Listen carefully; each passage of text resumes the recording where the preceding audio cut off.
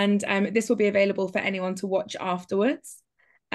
We will also be it's really it can be challenging sometimes, especially in online workshops, to know how people are doing and know how people are feeling. So if you do feel able to have your camera on, I think it means your lovely faces can be seen for Rabbi Natasha throughout the session. And if you're worried about your face being caught in a recording, just let me know. Or if you want to ask a question at any point or speak, you can turn your camera off so that your face won't be captured there. So yeah, without any further ado, Rabbi Natasha, over to you. Thank you, Rhiannon. Lovely to see you all. Several people who I know in this room, and several people indeed who learn with me on Monday evenings as well, and who haven't even gotten sick of me enough to come back 2 days later. I'm going to be touching on issues of tzedakah today, just in case anyone doesn't know me. I'm one of the rabbis at New London Synagogue. And particularly interested in biblical themes. We're going to be spending a bit of time in the biblical world, a bit of time in the rabbinic world, a lot of time getting quite confused today. A couple of points before we just start. I'm just going to throw into the chat the link to my source sheet. I am going to be screen sharing. But if you're someone who prefers to be able to sort of go up and down your sheet yourself without somebody else pointing at things, you have that link if you would like to, if you'd like to use it. And also I'll keep half an eye on the chat. If I say something that sparks a particular question, especially if I say something that doesn't quite make sense to you, please feel free to send me a message into the chat, because like I said before, I've got way more stuff than we're actually going to be able to do. So I'm going to hit the ground running, and I'm going to share my screen now. So we are doing the second of these sessions on Tefillah, Tz'dakah, and Teshuva. I did that in the wrong order, but that is okay because we are doing this all in the wrong order as well. And we are on Tz'dakah tonight. Just to make sure that we're properly rooted in this. The reason that we're doing this is because multiple times over Rosh Hashanah and Yom Kippur, we're going to make a statement about fate, about what is sort of written about the year to come. And then we are going to say, but there are three things that hold some kind of power to change that. We're going to come back to this, but that might hold some power to change that. And they are prayer, tefillah. That makes a lot of sense. That's what we're actually doing in that room on that day. Fine. Teshuva, absolutely, it's what we're supposed to be doing in the month of Elul. We're supposed to be doing it throughout Rosh Hashanah and Yom Kippur, this sort of repentance, this returning, this inner work. And then we get, and I think this is actually the weirdest of the three, tzedakah. So that's where we're going to be, tzedakah. I'm not going to spend a lot of time defining this, but just very quickly, tzedakah is going to get translated a lot in these sources as charity, because there isn't really a good way to translate it. It comes from the root of the word justice. It does not mean charity in the sense that we're kind of taught it in the Western world, which will be more rooted in Christian ideas. It's not, oh, you're so generous, look at what you give to the world. Tzedakah is justice, and it is what we are supposed to do, what we are obligated to do. And somehow doing tzedakah properly changes our fate in a way that maybe that, there are all kinds of laws, keeping kosher properly, that's not going to change our fate. All of these sort of ritual laws that we have, doing them very specifically, very carefully, that's not what changes our fate. We get teshuva, okay, we can make sense of that. We get tefillah, prayer, okay, we can make sense of why that might change our fate. And then we get tzedakah, like engaging in justice, giving from ourselves in order to make the world a better place, somehow changes our fate as well.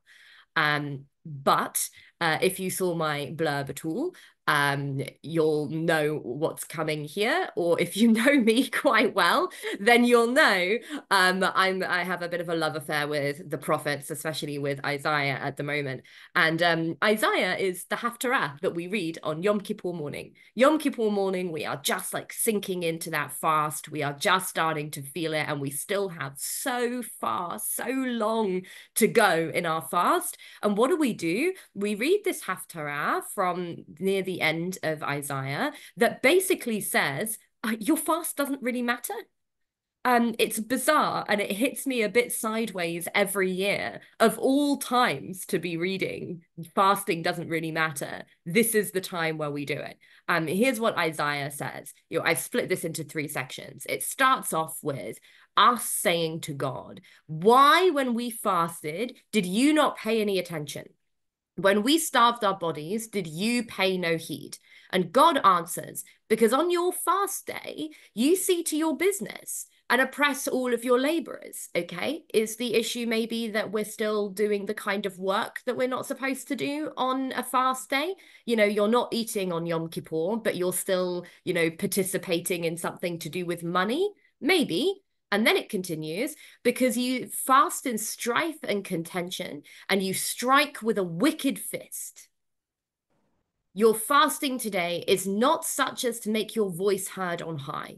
It's not good enough. There's something about your fast that is actually bad, that actually holds some kind of wickedness in it.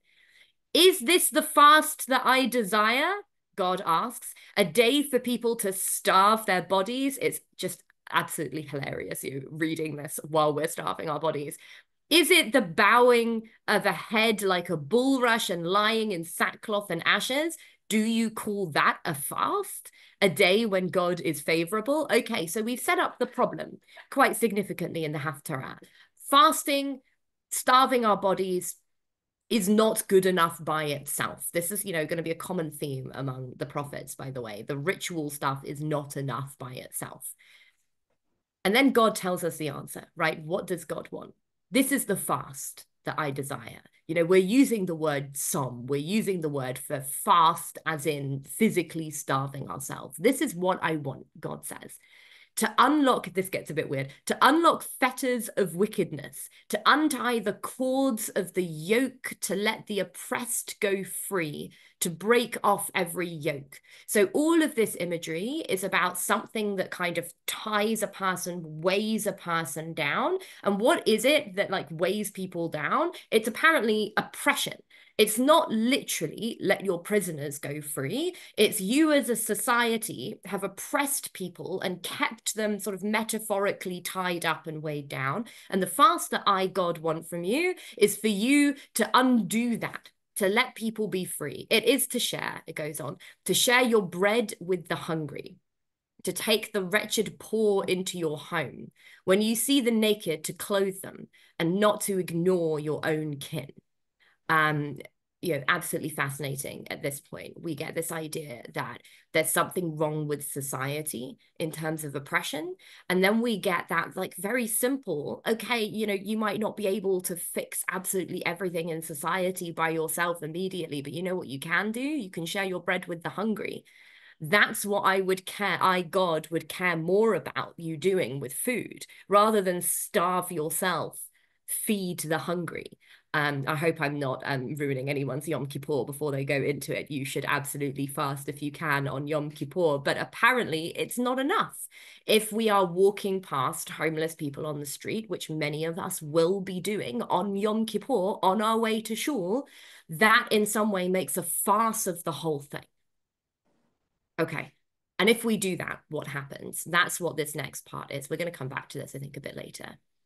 Then God says, shall your light burst through like the dawn, and your healing spring up quickly. Your vindicator will march before you. The presence of God will be at your rear guard. Then when you call, will God answer. When you cry, God will say, Hineni, here I am. If you banish the yoke from your midst, the menacing hand and evil speech, and you offer your compassion to the hungry and satisfy the famished creature, then shall your light shine in darkness, and your gloom be like noonday. God will guide you always, slaking your thirst in parched places, giving strength to your bones. I think, this thing about strength to your bones is particularly something we're supposed to be feeling while fasting, right? God is going to make you strong. Okay. You shall be like a watered garden. Definitely don't feel like a watered garden on Yom Kippur. You shall be like a watered garden, like a spring whose waters don't fail. Some from your midst will rebuild ancient ruins. You shall restore foundations laid long ago, and you shall be called repairer of fallen walls, restorer of lanes for habitation. We have to fix society in some way through feeding the poor. And then society as a whole gets fixed after that. What are we wanting at this point in Isaiah? You know, this sort of return from exile at that point, and we're wanting the sort of rebuilding to happen. It is a huge and very heavy text that I must say I've never had the opportunity to really delve into before. So I'm looking forward to getting to explore a bit of this tonight. I put this as the first question. There are two questions that I want to pose and maybe provide some responses to, probably not answer particularly neatly. The first of those is, why is tzedakah more important than fasting? At least according to Isaiah at this point. And I want to point out the thing that he is talking about is tzedakah. It is both the sense of tzedakah that we think of it as just being like, I'm going to send money to a cause so that people get fed. You know, that's your feed the poor. And it's tzedakah in that deeper sense that I talked about. You know, what is tzedakah? It's the word for justice. It's creating justice in the world. It's not allowing people to be oppressed. Those are the things that are important. Fasting is not important. I think, you know, we could pose a sub question here, which is, why are we reading this at the point at which it's the hardest to hear? I mean, maybe we need to be reading it when it's the hardest to hear. I think it is often the case that the things that most sort of sit sideways with us and make us uncomfortable are the things that we really need to be hearing. Okay. That's that Isaiah text. And I'm not even going to start answering it, because first of all, I'm going to pose the second question. The second question is this correct?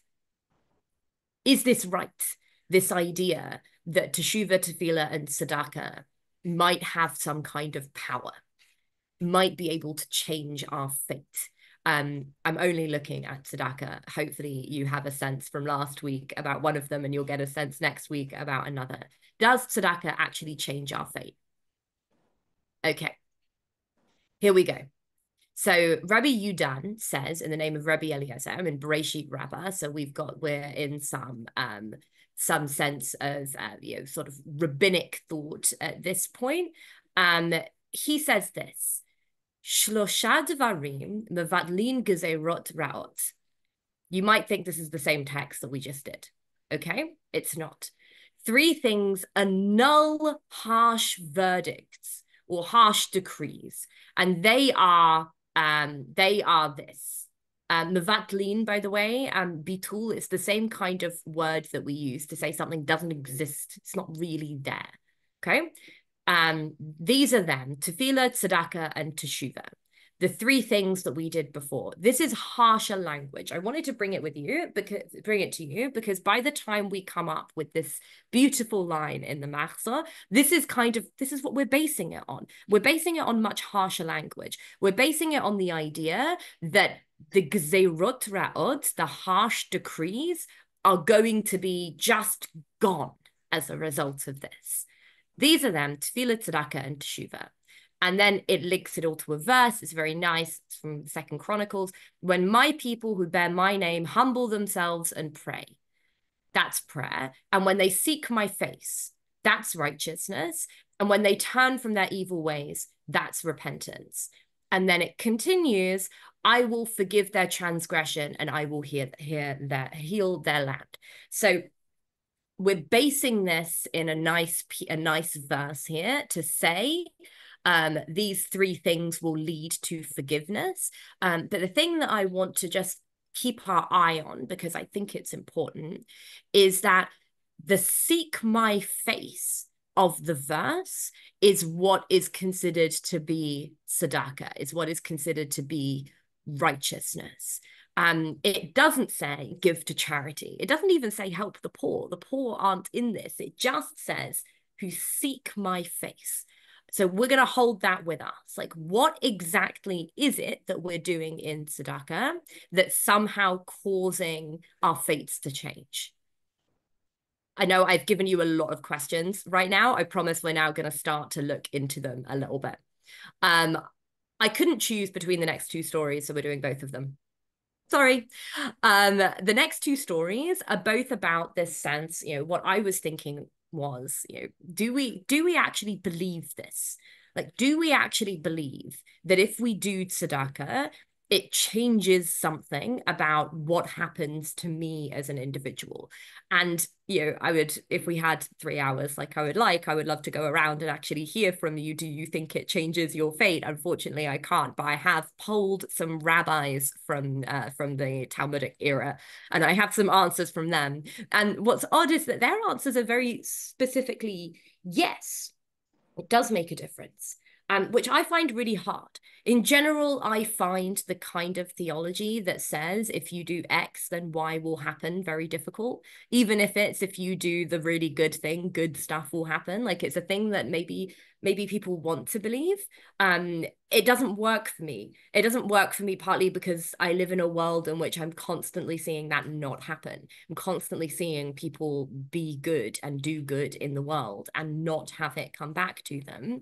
But let's not go into these texts thinking that that's new. It's not new. And in fact, the rabbis who were writing these stories did not come from the perspective of living in a world where good things happen to good people and bad things happen to bad people. In fact, a lot of these rabbis will get martyred or will know people who got martyred. A lot of these rabbis are living in an era that's very close to the destruction of the Second Temple. Like it's living memory, or it's not that far away in memory for them. And I think it's really easy for us to read ancient texts and assume that people were just simpler back then. I don't think they were simpler back then, but for some reason they wrote these stories. So we're going to look into them. And I would actually really like your opinions on them. So if you do have those, do share them. So this is from the Talmud. This one's, I think, quite famous as a story. So Rabbi Yitzchak, sorry, I'm not in the right story. I wanted to go down here. All right, we're doing this out of order. Sorry, we're in Rabbi Akiva's story here. So Rabbi Akiva, also from Shabbat, tells this story about how there is no Mazal Yisrael, ein Mazal Yisrael. They don't mean that you can't say Mazal Tov to people. They mean the stars don't define things for us. It's not that they believe that things like astrology don't work. That was a lot of negatives. It's that they think they don't work for Jews. So maybe it's entirely possible that for non-Jews, they can read the stars or read the tea leaves and know exactly what's going to happen. But that's not how it works for Jews. And we're getting some stories about that. And by the way, if you want to go and just read some of the wildest stuff in the Talmud, there's a lot of it around here. It's super fun. So Rabbi Akiva has a story about this because Rabbi Akiva has a daughter. And astrologers, different to astronomers, astrologers told him that on the day that she enters the wedding canopy, a snake is going to bite her and she will die as a result of that.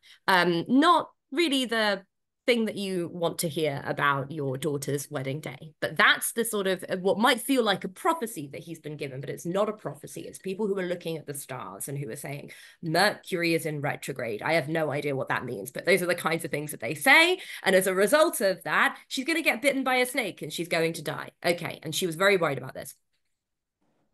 On that day, that is her wedding day, she took the ornamental pin from her hand and she stuck it into a hole in the wall for safekeeping. And it happened that it entered directly into the eye of the snake. Okay, so we get the sort of end of the story first, right? We know that the snake is dead before we know anything else about that day. And then it goes on. In the morning, when she took the pin out, the snake was pulled out and came with it. And her father, that is Rabbi Akiva, said, well, how did that happen? Like, surely you did something that caused this to happen other than just sticking your pin into a wall. And she says, right. Well, the one thing I can think of is this. In the evening, a poor person came and knocked on the door and everyone was preoccupied with the feast and nobody heard him. Remember, she's the bride. I stood and took the portion that you'd given me, the bride, and I gave it to him, the poor person. And Rabbi Akiva says, okay, that makes sense. You performed a mitzvah. This time, a mitzvah about tz'dakah, and you were saved because of that. And Rabbi Akiva went out and taught based on that incident, this verse, and charity will save from death. Tz'dakah tatsil mimavet. Charity will save you from death. Tz'dakah will save you from death. And then they continue. It doesn't mean an unusual death. It means from death itself. It's hard. There are multiple stories that kind of end like that at this point. So it's not just that you won't die that way. It's not just that she stabbed the snake, but she still tripped over because her fate was to die that day. It's that she doesn't die on that day because of tzedakah. So Mazal doesn't work for us. Reading the stars doesn't work for us. Why doesn't reading the stars work for us? Does anyone think that they pulled out like what exactly it was that stops the stars from being able to sort of define our fate? You can write it, you can shout out whatever it is that you want to do. Because there's a technical piece here, I think. It's not just a nice story about a hairpin and a snake, although it is a nice story about a hairpin and a snake. All right. I think it's this. You can correct me if you think I'm wrong. I think it's that our fates are written, but we have more power than that. It's not that I think most people probably nowadays believe, we don't have fates. We just sort of do things and things happen. It's not written anywhere that this is what's going to happen next year. We're rejecting that as an idea. It's not that it's not written anywhere. It's that for some reason, according to the rabbis, this is for the Jewish people, we have power to change what our fate might have been. And of course, that's the thing, right? That's the Rosh Hashanah Yom Kippur thing. It's not that you don't have a fate. Apparently, in that sort of model, and I do want to point out there are multiple models going on. There are multiple models for understanding God. It's not quite as simple as this is exactly the thing that you have to take literally seriously every time. But it's not that we're rejecting the model of having fate. It's that we believe that, at least the Jewish people, have some kind of power to change our fate. And the power to change our fate here in this text is tzedakah. Why? Because according to Proverbs, tzedakah is something that can save from death. Okay, that's story number one. Sorry, I haven't put this in the direction I probably should have. Okay, that's a nice text. We're not going to do it. Here's another story of the Rabbi Natan. It's similar kind of period of time. This story I think is less known than the other story. I also think it's crazier, but it's going to end on the same idea. Charity saves from death. You can look down here. We're quoting the same text. Tz'dakah tatsil mimavet. Okay, how are we going to prove it this time?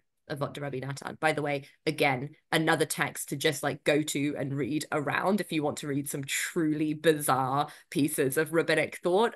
I had a lot of fun putting this together, as you can probably tell. Okay, says this. Sorry, just checking the chat because I see that I've got a couple of interesting. So Mike has asked, is there a difference between mishpat and tzedek, and maybe tzedek is righteousness and mishpat is justice? I'm not differentiating them very much in the English, but I think it may be true that you want to use a different word in the English. I've always thought of tzedek as justice, which is partly because tzedek tirdof, we tend to translate as justice, justice you shall pursue. But righteousness might be a good way to put it. And he's asked us, well, what about tefillah and teshuva? Do they not save us from death? Not according to that text. We're looking very specifically into the tzedakah thing. That text doesn't have anything about whether teshuva and tefillah are going to save you from death. There are probably other places that you can go that will talk about that. Certainly, ways in which people cry out to God have an effect in like biblical and rabbinic stories. But this is specifically, I think part of what's interesting to me about that story is that she doesn't do it with any sense, or I'm going to go back to look at it. She doesn't do it with any sense that it's for herself, including that the tzedakah is going to save her. She knows she's scared.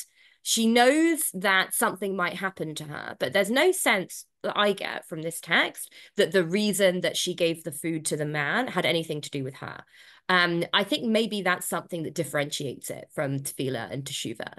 Like, we are very involved in our own tefillah. It's very hard to do prayer in a maybe you can. It's very hard for me to do prayer in a way that isn't really about me and my feelings in that moment, even if I'm praying for other people. And it's very hard to do teshuva in a way that's not about you. In fact, I would say it's impossible to do teshuva in a way that's not about you, because teshuva is all about sort of the returning to the self. Tz'dakah, on the other hand, can be much more selfless than the others. And I think that's part of what we see here. She's not doing tzedakah because that text told her that tzedakah saves from death, or that tzedakah has some kind of power to change fate. She's doing tzedakah because, like she tells you, right? She, poor person came in the door. Everyone else was preoccupied. No one heard him. She's doing tzedakah because she was the person in that moment who noticed, even though actually in that room, she is one of the two people who had the least responsibility for what was going on at that door. Like she was the guest of honor. She was supposed to be being celebrated.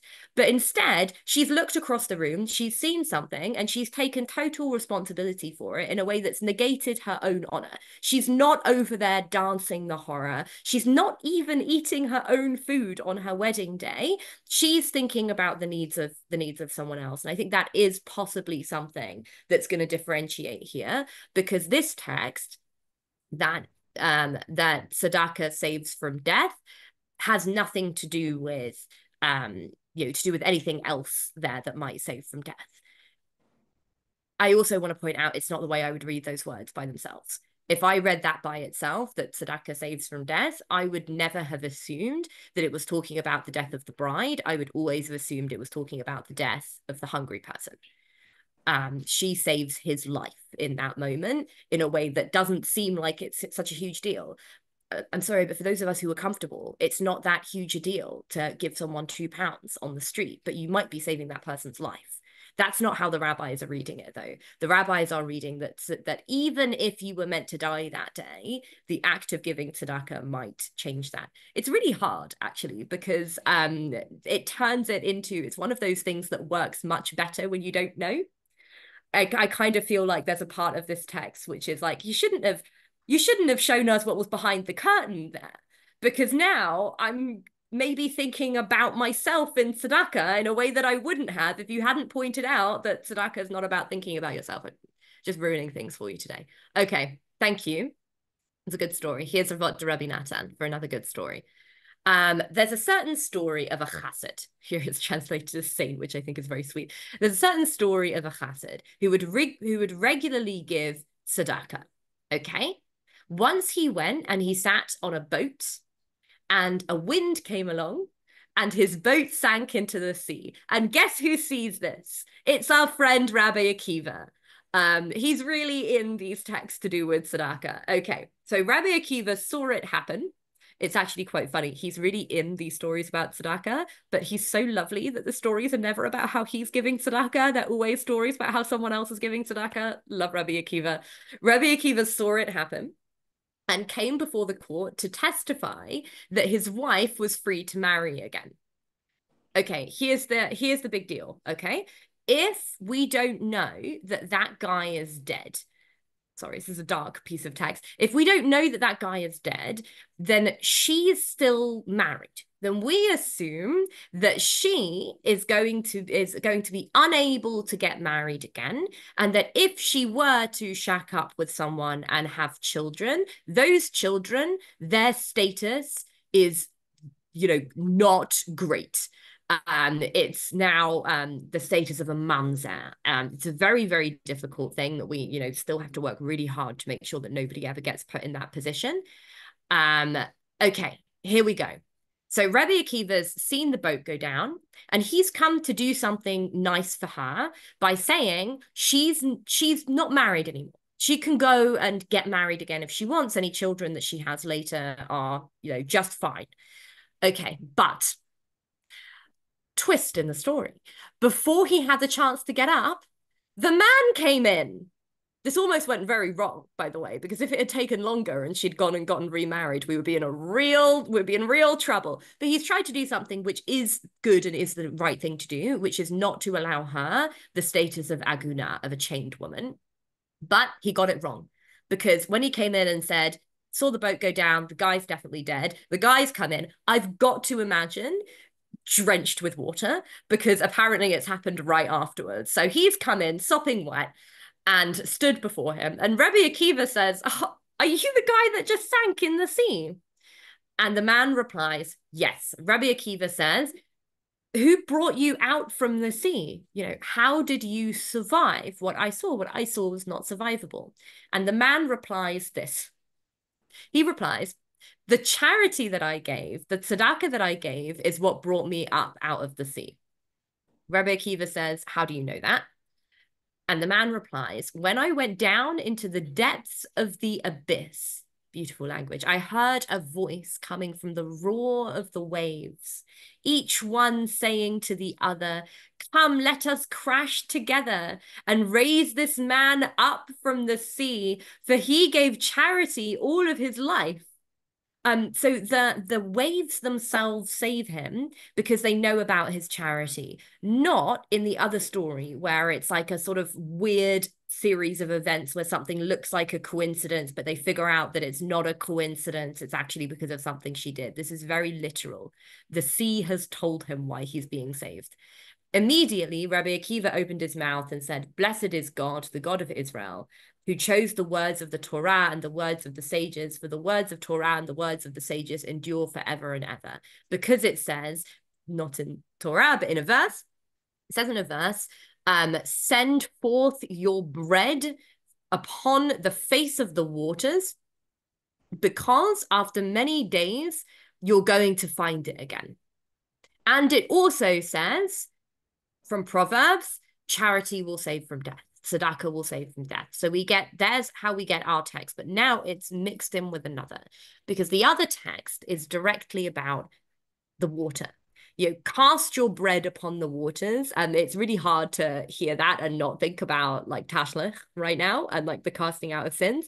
But I think what it's saying is like, just let go of this stuff that you could use in a way that doesn't look beneficial to you. Like that's how we're supposed to be understanding it. And it'll come back to you. It kind of feels like at least what kind of gets expressed as karma.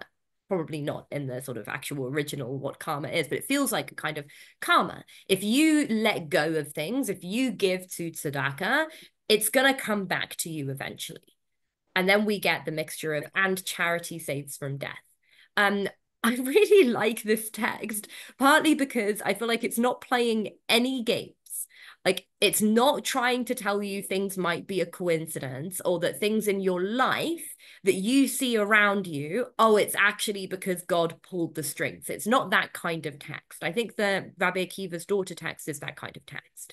You know, you can read God into the world. It's not that. It's saying very explicitly that there is a story in which someone knows that the reason that he gets lifted upon the waters is because he metaphorically cast out his bread onto the waters. But we're supposed to learn from that we have to let go of the things that we want, the things that actually would benefit us if we don't need them, maybe even sometimes if we do feel like we need them, because why? We're going to benefit from it somehow. Both of those stories are incredible stories about the idea of tzedakah having power. They also make me, though I'd be interested to know if they make you feel this as well, profoundly uncomfortable. Because, you know, not only because it doesn't happen, like I said earlier, like people who are really great and spend their lives giving to others do not have a guarantee of things coming back to them, but also because it kind of messes up, for me, the idea of tzedakah. Like, I'm supposed to be giving tzedakah because it's a good thing to do, not giving tzedakah because I think that it's somehow going to benefit me later. I'm finding that, you know, a difficult thing to sit with. Mike has asked, death is inevitable, so how does tzedakah save from death? Yeah, it doesn't save you from death as a whole. As far as I know, no one's ever managed to be immortal on that basis. But it saves you from a death that is supposed to be planned for you, like what your death is meant to be.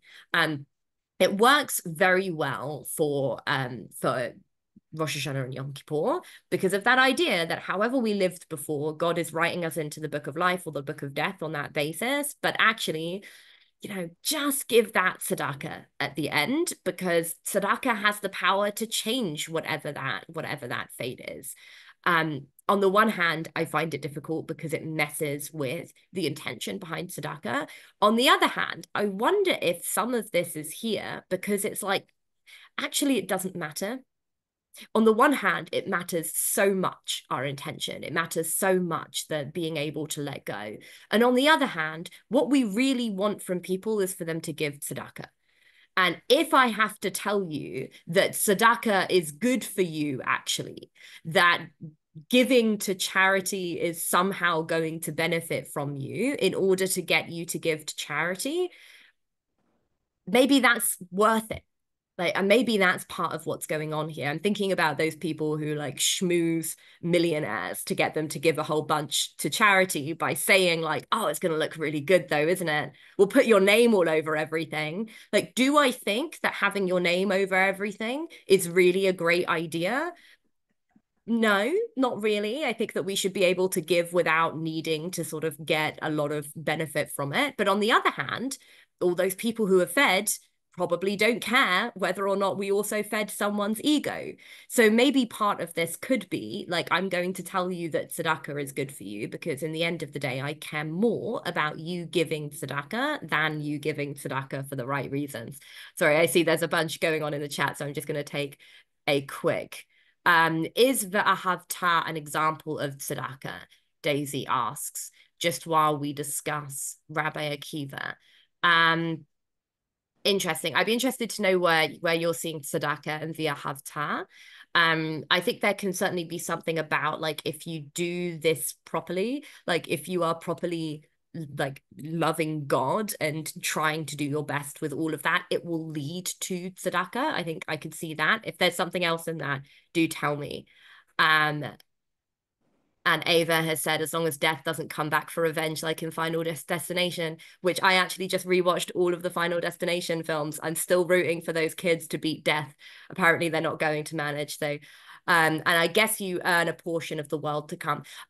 Yes. So Naomi, a lot of these texts are going to, in sort of the rabbinic era, are going to kind of resolve the fact that you don't actually get the benefit of all of this stuff by talking about things like the world to come.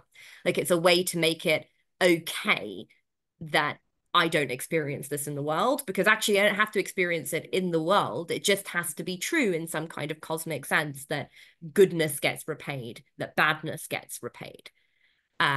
Okay. Wonderful. Let's keep. Oh, sorry. I just saw a message from Daisy. Daisy says, I think the idea of being loving to others and treating others as yourself, that's where I'd connected them. Treating others as yourself is not in the via Haftarah, but I think those things are all absolutely connected, right? It is easier to give tzedakah when you're already living in a place where you care about people and you care about society. Absolutely. I think those things are very connected. I think part of what's happening in these texts, though, is that even if you don't, we still want you to do it. In the end of the day, the poor man at the door of that wedding probably doesn't care that much about what was going on in that bride's heart when she gave it over. And if he does care, probably doesn't care as much as he does about his own survival. And, sometimes when we talk about altruism, it's like people are talking themselves out of helping people. Oh, I can't do it completely altruistically, so I might as well not do it. I think part of these texts is like, just don't fall for that trap. Just do the thing that you're supposed to do, because the thing that you're supposed to do has so many benefits, so many steps along the way that just has nothing to do with you anymore. Okay, I want to have a look at those texts, so those quotes. I pulled out both of those quotes, the Mishlei quote, that actually we only quoted half of because I wanted to see the whole thing. The whole quote, Lo yo'ilu otzrot resha, it starts. Translation here is, ill-gotten wealth is of no avail. I love that. Like the stuff that you have that you shouldn't have isn't actually gonna do any good for you in the long run. And what is it that's gonna help you? Tz'dakah. Tz'dakah is what saves you, is what helps you, not all that money that you stole on that, I don't know, bank heist. I think you can read this in a sort of magical thinking, miraculous kind of way, where it's like if you get things that you're not supposed to get, they're going to hurt you. It's going to come back to bite you in that kind of karmic kind of way of thinking. But I think there's something here that's just like, it corrupts. If you allow yourself to enjoy the fruit of corruption, it will corrupt you. And if you let go of things, it will save you in a way that doesn't need to be as literal as your fate was written in the stars and you've killed the snake with the hairpin. I think there is something really deep, actually, I see in Proverbs that gets a little bit removed by the time the rabbis are quoting it, which I think is just, money and physical items in your life have power. And if you're not supposed to have them, if you got them badly, they will continue to corrupt you. And if you're giving away things and helping other people, it will make you better. Maybe not in the sense where you literally get saved from death, but where you get saved from some kind of spiritual death. That's how I would read what's going on here in Proverbs, not quite like I think the later rabbis do. And then we get this lovely thing from Ecclesiastes. And this is the whole quote, like they quoted the whole quote here. Send out your bread on the face of the waters, because many days afterwards, you'll find it. You won't find bread that you cast on the waters in that literal sense, but put things out there into the world that are good, and you'll find them again later. It's a beautiful text. Most of the commentaries are sort of based on this idea that this text here is talking about Moshe and Yitro.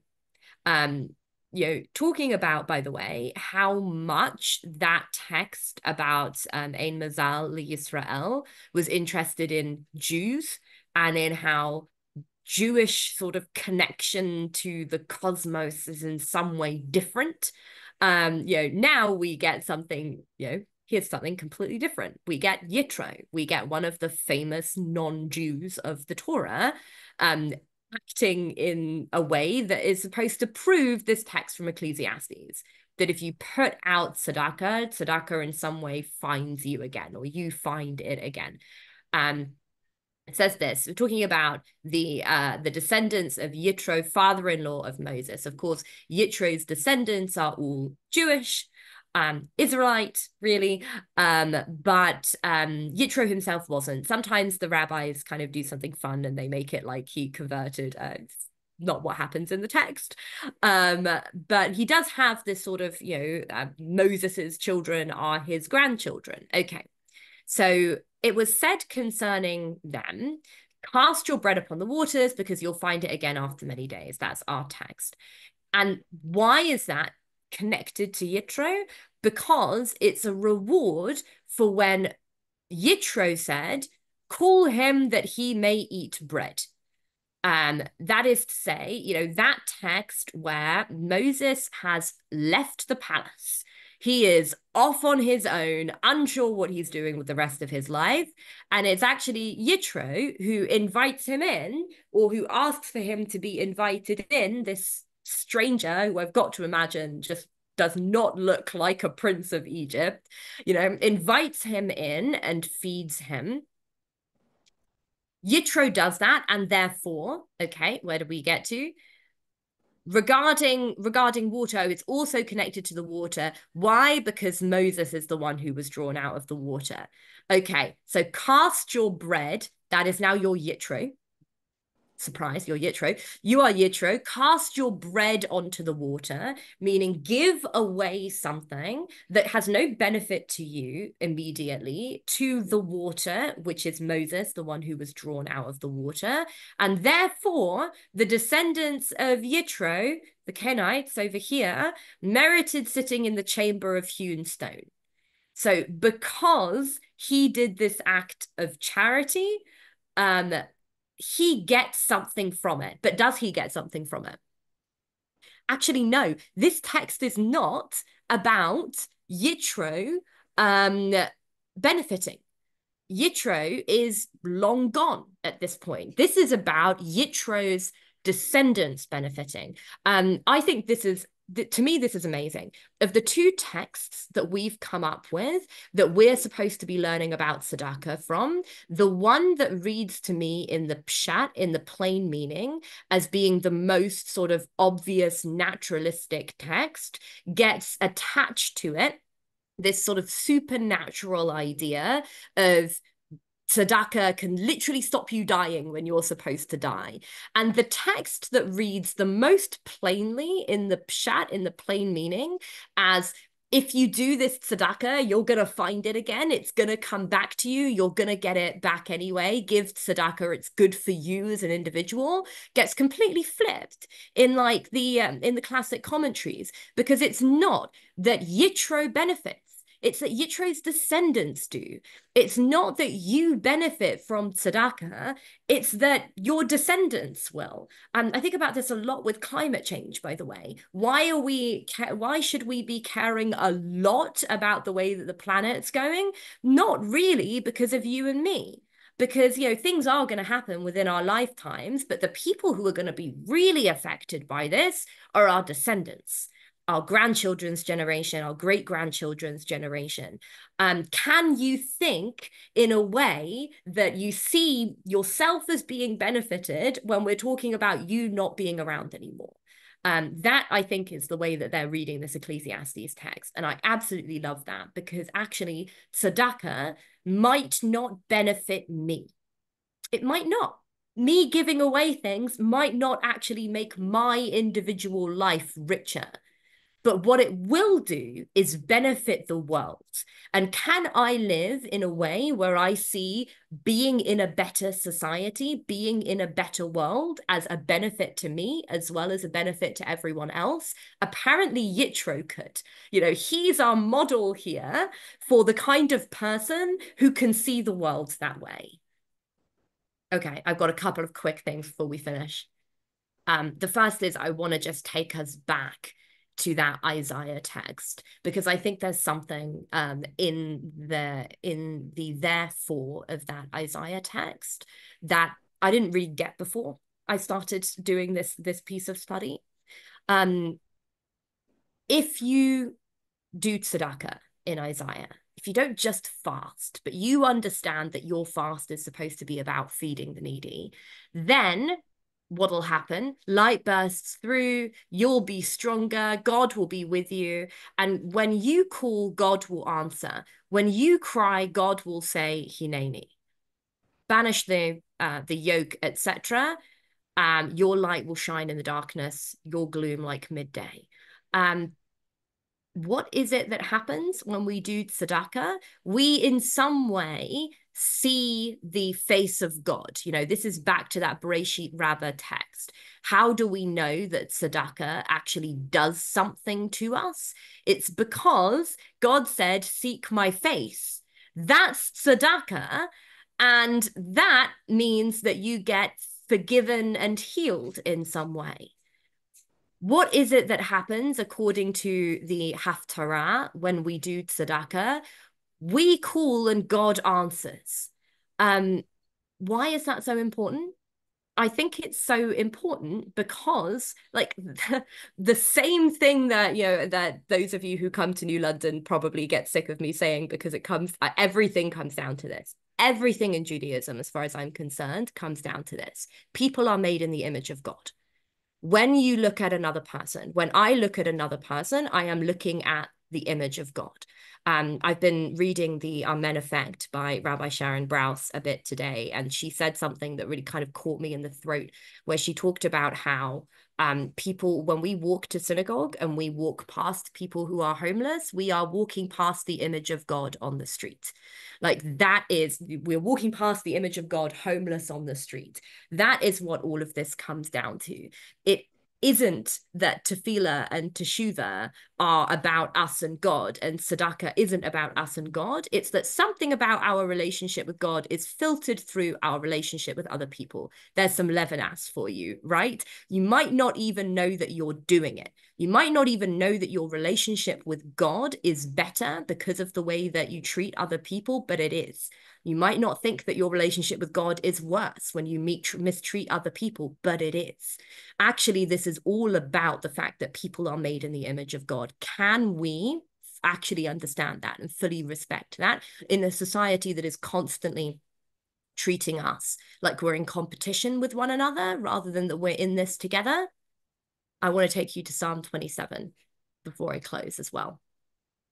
Psalm 27 is the psalm for the season. We all like to sing that Achat Sha'alti tune about seeking God. Here, Achat Sha'alti Me'et Adonai, etc. So one thing I ask of God, only this do I seek, to live in God's house forever. God will shelter me. God will give me protection. It goes on. Raise me high upon a rock. Now is my head high over my enemies round about. I sacrifice in God's tent. Hear God when I cry aloud. Have mercy on me. Answer me. In your behalf, my heart says, seek my face. God, I seek your face. Don't hide your face from me. Don't thrust aside your servant in anger. Don't forsake me, don't abandon me, God, my deliverer. This text I have always read as being about the individual and about God. I think right up until, sorry, we're going back up again, right up until I got to, where is it? Here. What is tzedakah? Tzedakah is the seeking of God's face. If we understand that what we are doing when we are reaching out to other people is that we're doing something profoundly theological, I think it does change us. I think that's part of what's going on here. And I think the other half of that, the other piece of that, is that when people are in true need, when people are in true need of tzedakah, that's when they are feeling like this person from Psalm 27. Asking for something, don't hide from me.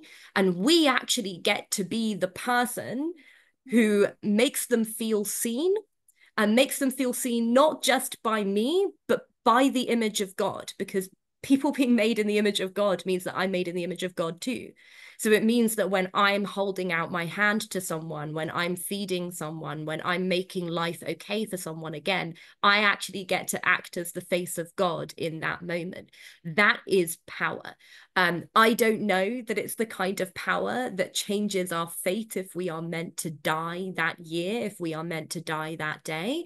But I do think what it means is ultimately, of our three things that we were looking at before, teshuva, tefillah, and tzedakah, I truly believe tzedakah is actually the most powerful out of all three of those, because in tzedakah, we get to be ourselves. In tzedakah, we get to be God. In tzedakah, we get to see God in other people.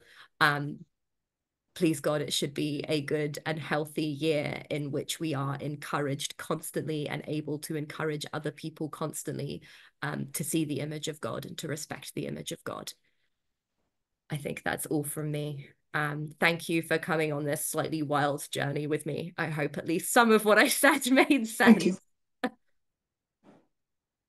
Yishar koach. I think Rabbi Natasha, that was to just before we started, I'd said to Rabbi Natasha that I was really excited for tonight. It's the only one that I've never really connected to the High Holy Days in a sincere way before. And I think you came in right at the start with reminding us that tzedakah doesn't need to be charity. and that tz'dakah is like something else entirely. So I am left, I'm speaking for myself, but I can see some nodding. I'm left incredibly encouraged by knowing that there are a variety of ways that perhaps I'll be able to seek God's face over the next few weeks. And it's really helped to bring tzedakah home for me. So a huge thank you.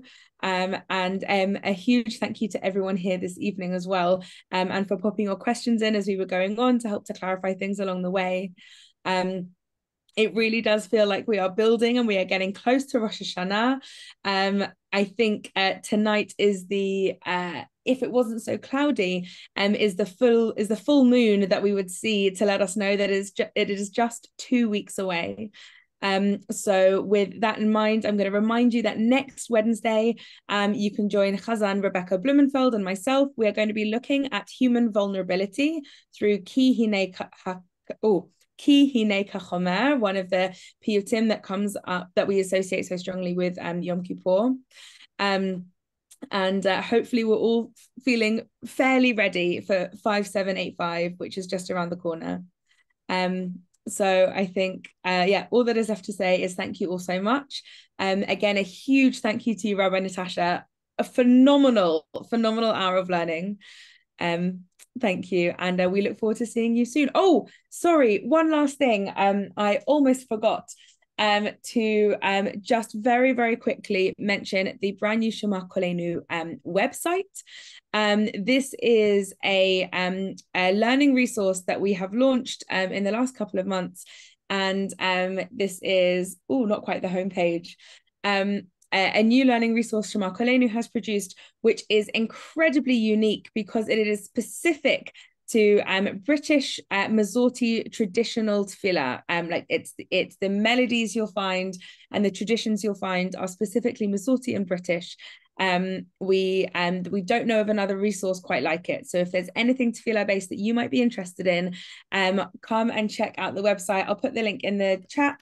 And you will also have access to it in the emails as well. Let us know how you're finding it too. We are looking forward to continuing to work on it as we go through, but you can see all sorts of resources through here. You can check into a whole bunch of different prayer services. There are how-to videos for how to do Hagbah, how to have a Torah service. So things that might help in your daily or weekly tefillah. There we go. Almost forgot, but not quite. So thank you all again. Thank you, Rabbi Natasha. And almost Shana Tova. Well, thank you very much. Thank you, Natasha. Thank you, Rhiannon. Very grateful to you both. Thank you. Thanks, everyone. Shana Tova. Thank you, Natasha. Thank you.